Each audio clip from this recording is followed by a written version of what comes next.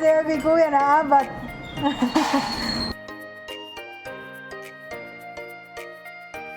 Panibagong araw, panibagong vlog. Welcome na naman ulit sa ating channel. Ang daming aso sa labas, kaya maingay yung ating pagbo-voice over ngayon. So itong mais na to, kahapon pa ito binigyan ni Tatay Rogelio. Ngayon ko lang siya naalala lagain, kaya ngayon lalagain na natin siya para pang almusal namin. At medyo maraming nga yung binigay sa atin, kaya maraming salamat sa inyo Tatay Rogelio at Nanay Lydia, nagbigay sa amin ng mais. At medyo walang pa nga akong naisip na ulam dyan guys, kaya naisipan kong lagain muna itong mais na to para makakain kami ng almusal. Pero may sitaw pa naman akong binili kahapon, kaya yun lang muna yung ating iisipin ngayon, no? Yung sitaw na yun, kung ano yung papansahog natin doon. So ito na yung mais guys, at medyo marami-rami nga, kaya nilagyan ko na siya ng asin kasi pag naluto yan ay medyo matabang.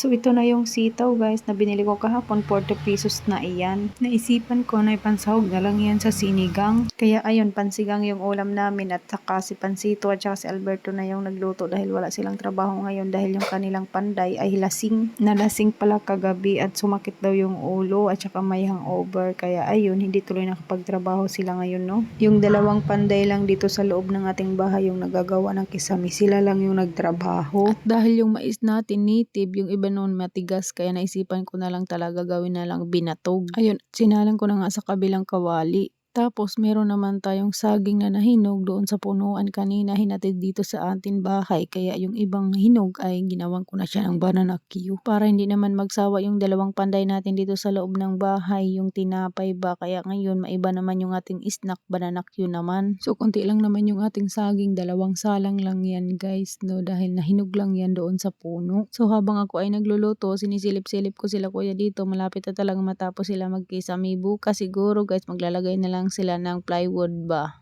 kaya yan o, nilalagyan pa nila ng mga brace, tapos si Papa Udo naman bising-busy siya, pupunta na naman ulit siya sa barangay kasi ipapasa na itong mga papel dahil nga siya na lang yung nakalagay sa pangalan na akap, siya na lang yung kukuha ng ano ni tatay doon kasi si tatay hindi na pwedeng umalis ba dito sa bahay, siya na lang yung nilista kung pwede ba daw.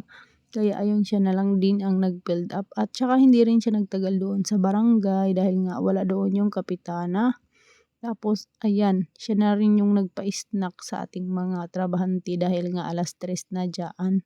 Ayan, dahil ako yung nagluto, siya yung magpapa-snack. Di ba?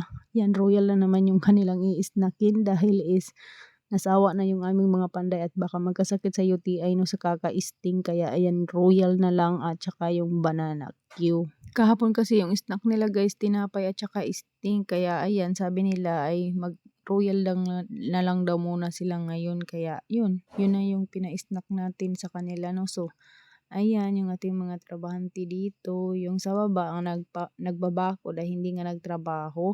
So fast forward na tayo, ayan.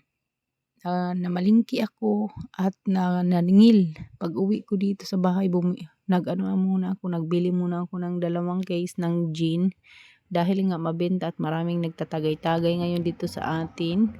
Mga kapitbahay, marami talagang pera.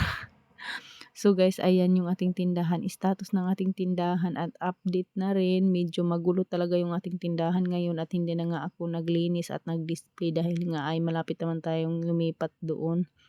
At saka si Papa Udon, syempre duty na naman ulit. At saka puno yung ating ref ngayon. Ayan, sito din na, 2 din, bumili din pala ako kasi mabenta rin yan sa umaga. So ayan na yung mga nagawa ni Papa Udon na lumpia wrapper, nalagay na lang doon sa ano, no. Basta yun na yun.